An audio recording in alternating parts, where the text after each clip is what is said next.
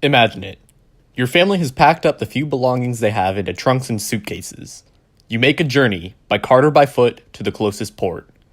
You use all of the money you have to buy tickets.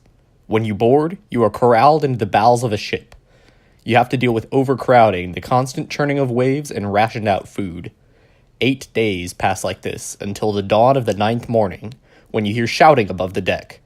You and your fellow immigrants come rushing out from below deck, and you're blinded by the rising sun.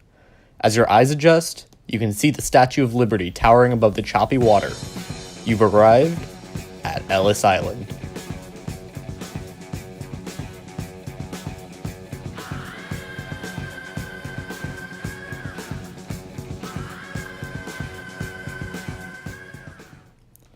Before Ellis Island became an immigration center, it was known by the Native Americans local to the area as Kiosk, or Gull Island.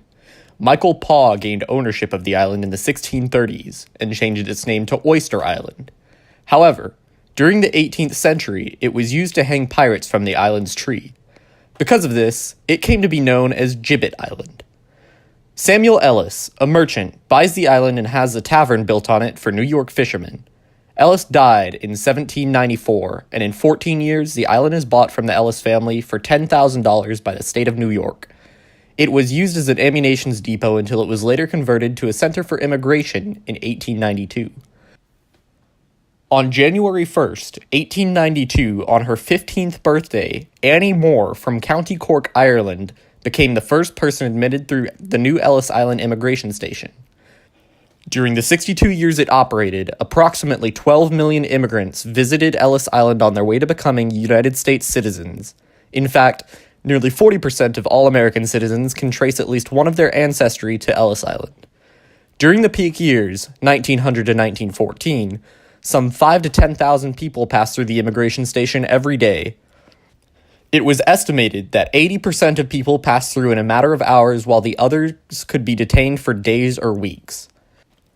Passage of the Immigrant Quota Act of 1921 and the National Origins Act of 1924 limited the number and nationality of immigrants allowed into the United States, effectively ending the mass immigration era. From 1925 until its closing in 1954, Ellis Island only admitted 2.3 million immigrants, which was still more than half of all those entering the United States. On November 12, 1954, Arne Pedersen from Narvik, Norway became the last alien immigrant to pass through Ellis Island as the busiest immigration station closed its doors forever.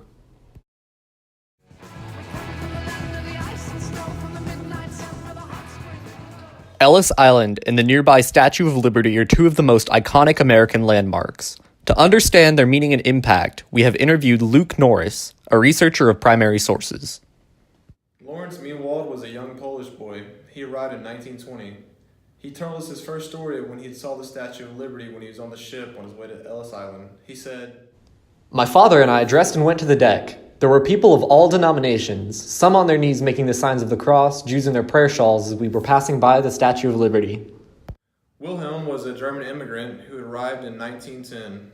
He was 16 years old the day he arrived, unaccompanied by his parents. His first impressions of Ellis Island were emotions of both joy and confusion. He says, "We had to line up in long lines for medical examination. People were being marked and told they could not pass through immediately.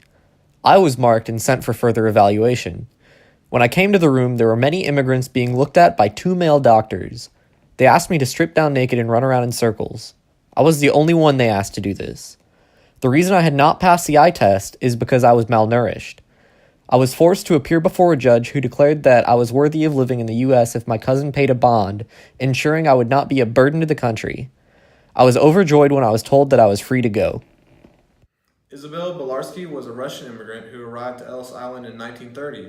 She was only 9 years old when her family arrived, and all she'd carry with her was a small suitcase, a few dollars, and her family's old tea urn. When boarding the ship to come to Ellis Island, the Belarski family was required to pay their $10, all the money they had, to cargo the heavy tea urn. She says, "We spent the night at Ellis Island, where there were 40 cots in each room, but no sheets. We were fed a bowl of soup and allowed 10 minutes of fresh air. They counted us every time we entered or left the room. After a thorough physical examination and a hearing before a judge, we were finally allowed to go. Ellis Island was perceived in many different ways, depending on the immigrants' experience. It was no easy task for Ellis Island to receive such large numbers of immigrants in very short periods of time. Many immigrants were turned away due to illness and disease, deemed as financial burdens to the United States. Though conditions were very difficult to live in while spending their time at Ellis Island, after overcoming individual hardships, immigrants were thankful to be here, despite what circumstances they faced while living on the island. Ellis Island was a symbol of hope for immigrants leaving the life they knew for a life in the United States.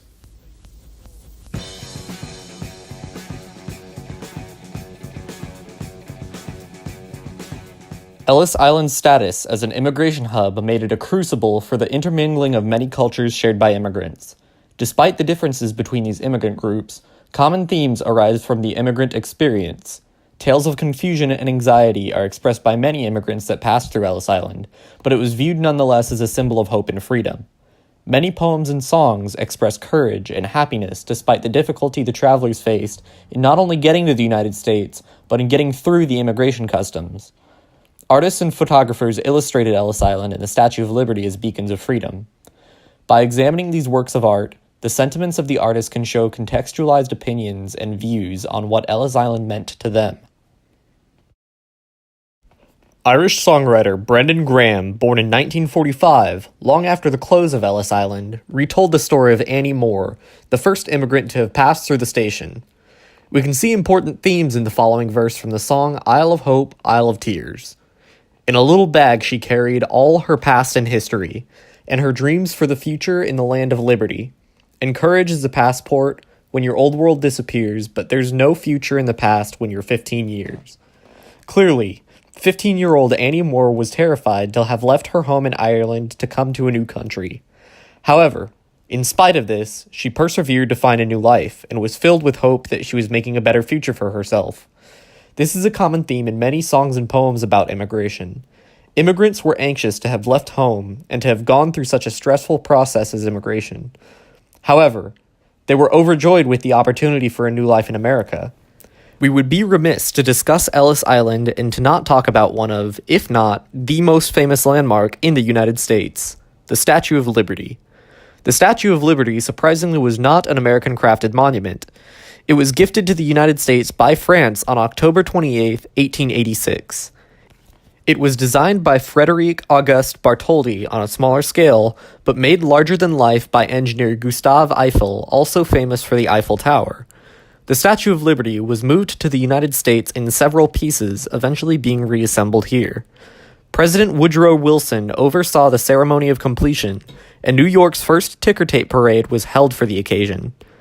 In 1924, the Statue of Liberty was officially declared as a national monument. The Statue of Liberty is a globally recognized landmark that symbolizes freedom, hope, courage, and the American dream. When immigrants saw this monument towering above the water, they knew they had arrived in a land of opportunity. It is arguable, though unconfirmed, that the Statue of Liberty has seen more people weep tears of joy than any other monument in the world.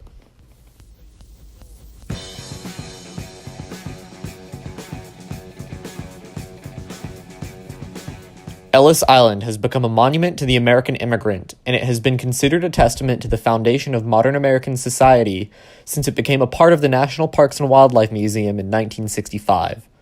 Since the closure of the immigration station, the process of immigration into the United States has drastically changed. The United States immigration services have evolved since then, but still need further reformation. Numbers of incoming immigrants easily triple those of the days of Ellis Island. Modernizing the immigration process continues to be problematic. Immigrants still today flock to America from all over the world. However, now immigration does not take place in stations established on the nation's coast. Immigrants arrive through planes, boats, trains, or cars. Some even come by foot because the stakes remain still as high for them and their families, although now the process in becoming a citizen is more difficult than arriving and being examined.